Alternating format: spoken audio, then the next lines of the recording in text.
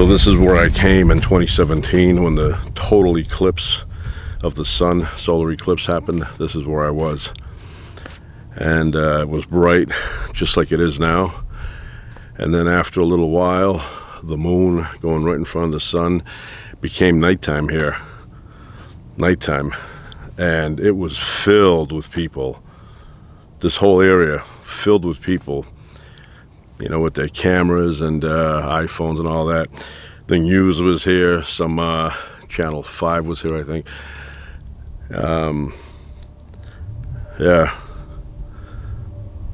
This always reminds me of The Land of the Lost. I used to watch that every Saturday morning. I love The Land of the Lost. Now I know that that was done in a studio, and it was like kind of like stop action.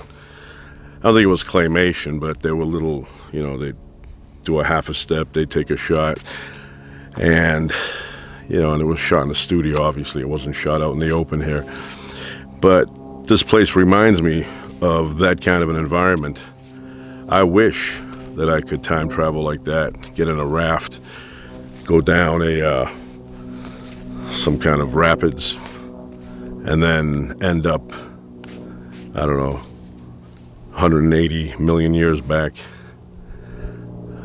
But I'd want to get back. I'd want to hang around there. Tough to find food. But that was a good show. And when you're a kid, you don't really concentrate on the stuff that looks fake. Land of the Lost. I'd like to meet the cast. Coleman, what's her name? The girl there. Kathy Coleman, maybe. You know, the one that played Holly. And then the brother, always whining. He's a weenie whiner. Constantly whining. Come on. It's like he was like 10 years older than her or something, and always, maybe even more, but always whining. And they were always fighting. How annoying is that? And the father kept things together. Then they had that pylon thing. Go in there, control the weather. And they had that thing where you could mess around with those marbles and it would open up a window. One time I remember they looked into that window and it was California, some playground. Obviously it looked like the 70s. And they wanted to go through it. The father, because of a dispute on the merchandise, he actually went through and left the show, and then they brought in some uncle. But I love that show, Land of the Lost. Anybody from my time knows exactly what I'm talking about.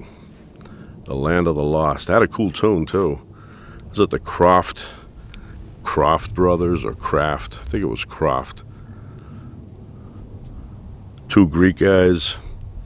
They had that, Land of the Lost. I think they also had the Lost Saucer with Ruth Buzzy and Jim Nabors. By the way, speedy recovery to Ruth Buzzy. Big fan of hers. I think she had a stroke. I don't think, I read that she had a stroke. So I hope she makes a full recovery from that. I used to watch her a lot on that show. They were robots that went to New York, and there was a babysitter babysitting a kid, and they run out to see what the hell this thing is, this flying saucer, and they tell him, come on in, let's show you around, give you a tour of the saucer. And the saucer takes off and they get lost. How fast did you go that you lost the planet Earth behind you? I mean, were you traveling like 5 times the speed of light? They're looking, they're like, where's Earth? I don't know, maybe behind you, that big blue thing, that's Earth. Maybe make a U-turn, bang a U-wing, go back. I don't know. But it was a good show. That one, and this is not connected to Croft, but the Space Nuts, is that what it was called back then? With Gilligan, Bob Denver, and the things, they were in there, they were like janitors or maintenance people on the rocket ship. And they were hungry, so they wanted lunch, and they pushed what they thought was lunch, but it was launch. And that, apparently that's how easy it is. You hit launch, the astronaut does it, not NASA, not Houston. The guy on board the ship hits launch, and everything ignites, and they took off, and they ended up somewhere, who knows where. I mean, the closest star, Alpha Centauri, is 4.2 light years away, which would take around 100,000 years to get to based on that technology. But on every show, they were on a different planet, or they were on a planet somewhere. I mean, what planet is that you got there that fast? Very hot here. And once again, no water with me. It's a big mistake, no water. Used to love that show. I don't know, used to. I still love it, but it's not on anymore. Grizzly Adams. Love Grizzly Adams. Had that big bear, Bear Ben. They don't make shows like that anymore. They make good shows now. I've recommended the Yellowstone show with Kevin Costner. That's a great show. I enjoy watching that. There's a few other ones, but the spin-offs from Yellowstone, I love watching those. Problem is that the quality is great, but the duration, the amount of episodes per season, it's like 9, 10, 11, somewhere in there. Where in the old days, they would make about 24 per season. So you had 24 shows to watch, and then they went on hiatus. Then they came back. They was like 4 months of filming, and then they'd release it. The good thing now is a lot of these shows, they release all at one shot. For example, Cobra Kai. When they release that in September, season 5, they're going to release all of them. So you could sit there one day or one night with a bag of popcorn and watch them all. That way you don't forget the details. In the old days, if it was a continuity thing, you kind of would forget some of the details that happened. If you know, because a lot of those shows didn't have a continuity. They were all self-contained. So the $6 Million Man had the basic story, and then every episode was unrelated to the previous one for the most part, unless it said to be continued.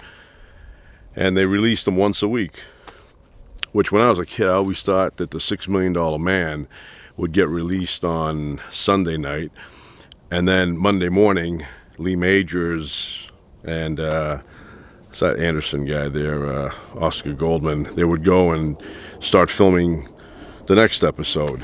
And then Saturday or whatever, they'd hand it over to the television stations.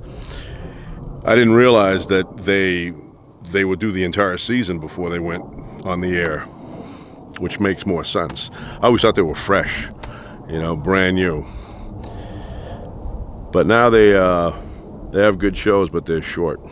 They're short. Another show I love, Fargo. I love Fargo. I love the movie Fargo, but I also enjoy the series. Last one was with Chris Rock. The first one was with, what's his name, William Macy. That was a good one. They're all good. They're all good. Good quality writing on those. I love the cinematography, the landscape, the actual houses themselves. Yeah, that's the kind of stuff I like. Star Wars, I do not like. Can't stand Star Wars or anything that is based on that concept, but specifically Star Wars, Empire Strikes Back, anything connected, I can't stand. Very disappointed that Disney bought Star Wars. Do not like that at all. It's not that I don't like science fiction. It's a certain type of science fiction I like. The stuff with the lifesavers or whatever the hell that is, I can't stand it. Mass hysteria. All these people thinking that's a good movie. Anyway, I see looks like a dinosaur head, this rock.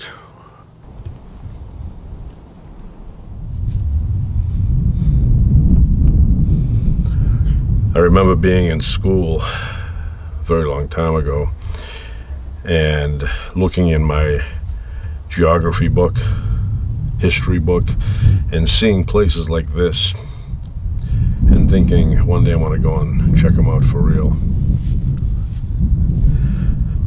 That's what happened the first time I went cross country.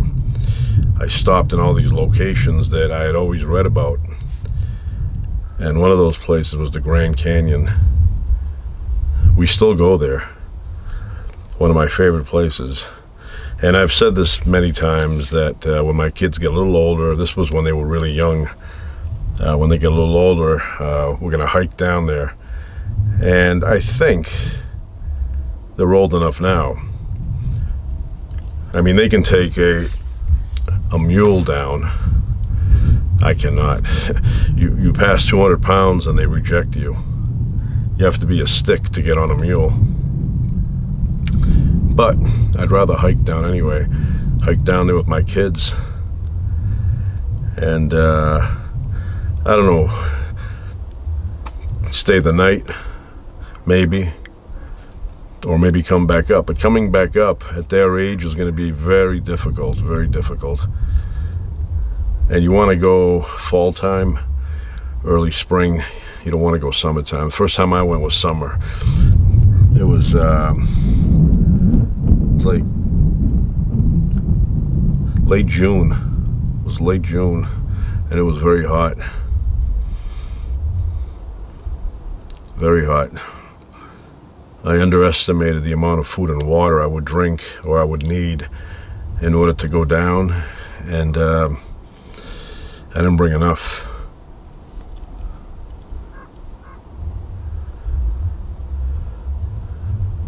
I remember I brought two ginger ale bottles, and I don't even think it was Canada Dry. I think it was at Schweppes, and a bag of peanuts. Of course, the food was the problem, the water was not. They have these places you can stop along the way and fill up your container with water. Problem is, I didn't bring a container, and I threw away those. I think it was the opposite. I think I brought one bottle of ginger ale and 2 bags of peanuts, little bags, the kind they give you on the airplane. And I was always looking for water. It was very hot. It was over 100, 108 in the daytime, and at nighttime it dropped down to 38 degrees, I remember.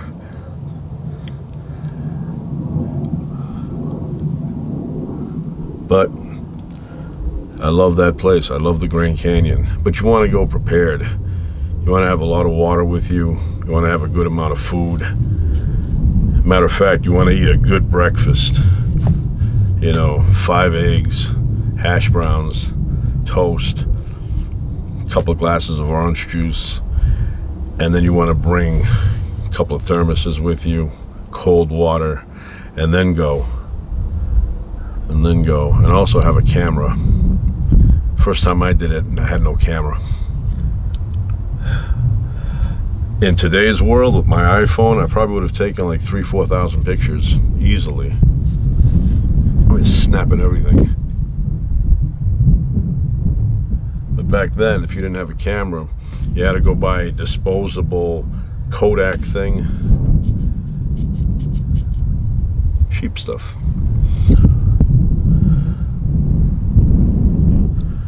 What's up? How you doing? Here we are, Vasquez Rock. Very hot right now. A little bit of a breeze, but not much, very little, and quiet. I'm the only one here. Usually there's a few people that you'll see walking around here, but today nobody. You know, when I'm walking around in places like this, I'm always mindful of rattlesnakes. Now, I've only seen one rattlesnake in my path many years ago, and it gave me the warning, so I went the other way. When I saw it, I was like 15 feet away from it, and then I heard that noise, and that noise always reminds me of an episode on the $6 Million Man when Steve Austin grabbed two rocks and put them in his hand, and he didn't have a weapon or whatever. He got into this car, the bad guys, and he started shaking the hand, and it sounded like, I guess to them, like it was a rattlesnake in the back seat. But that's what I think of. And you know, when I'm walking around, I always look around and see if there's any rattlesnakes hanging out. But like I said, that hasn't happened yet, except for that one time. It's never happened. You would think it would be more common. And you'd hate to get bitten and then panic and not make it to a hospital where they have the anti-venom. The anti-venom is there.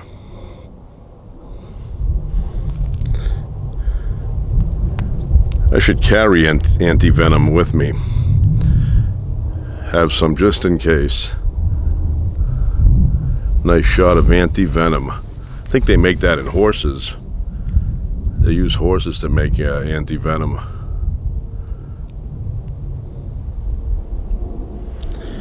I have not been bitten by a snake yet. I've been bitten by a cat. I've been bitten by spiders, bees. I've been bitten by wasp. I don't know, nothing else comes to mind. Yeah, that's about it. Try and think anything else. No, that's it. That's it. But the diamond head, what do they call it? Diamond head rattlesnakes, diamondback maybe. Those things have, I don't know if it's enough to kill you, but it may be. It may be. But I think, you know, rattlesnake bites are survivable, but you go through hell. Anyway, all right, we continue here. I'm a big fan of the radio. I love listening to the radio. And obviously, I love the music part of the radio, FM. But I'm also a talk radio listener, and I mean every kind of talk. I listen to everything. When I was younger, there was a guy on the radio, and his name was Norm Nathan.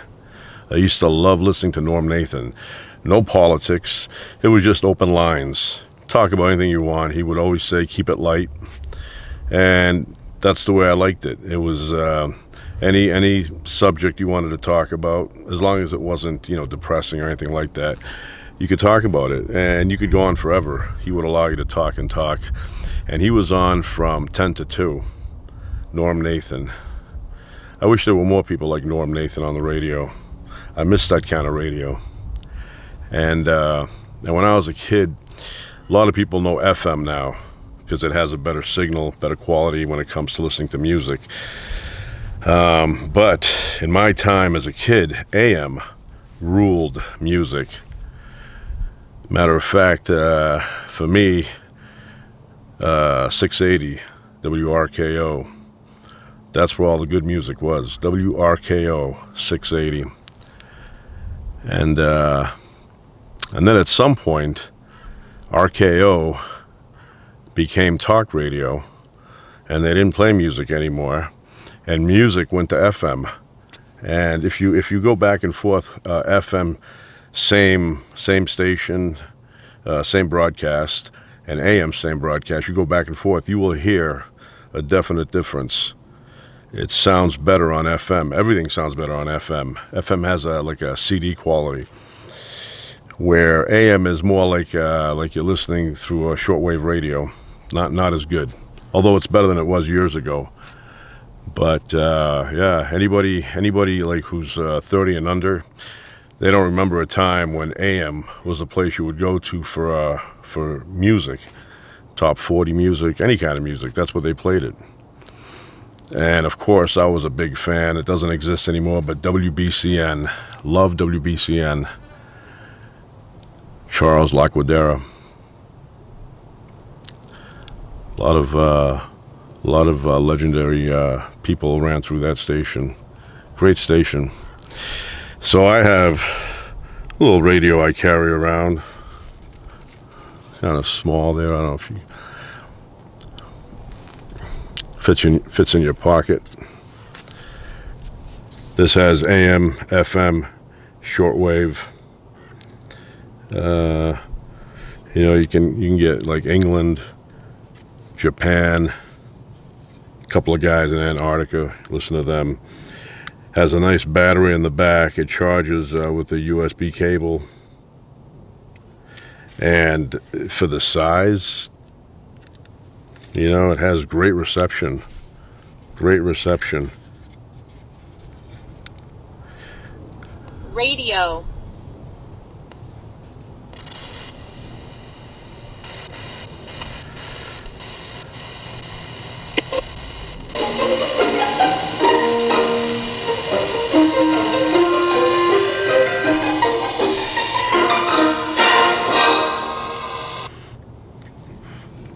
Yeah, I grew up on the radio. Yeah, people listen to the radio now, but it's not the same. Especially AM. I remember, and I've said this before also, but when I was a kid, had a radio next to my my bed, a little radio, and I would turn it on just enough, you know, where it was just so that I could hear it. But sound travels at night, and my father, once in a while, would hear it, and he'd come in there, you know, at like 3 a.m. He's like, "Shut that off." And I'd shut it off. But for a while, I was sleeping with the radio on. I know there's a Billy Joel song, "Sleeping with the Television On." I didn't sleep with the television on. I like that song, though. I used to sleep with the radio playing. And then in the morning, I would hear the early guys, you know, the guys that would do the traffic and all that stuff. And I love that, too. But, yeah, I'm a big radio guy. Everything about the radio I'm fascinated with.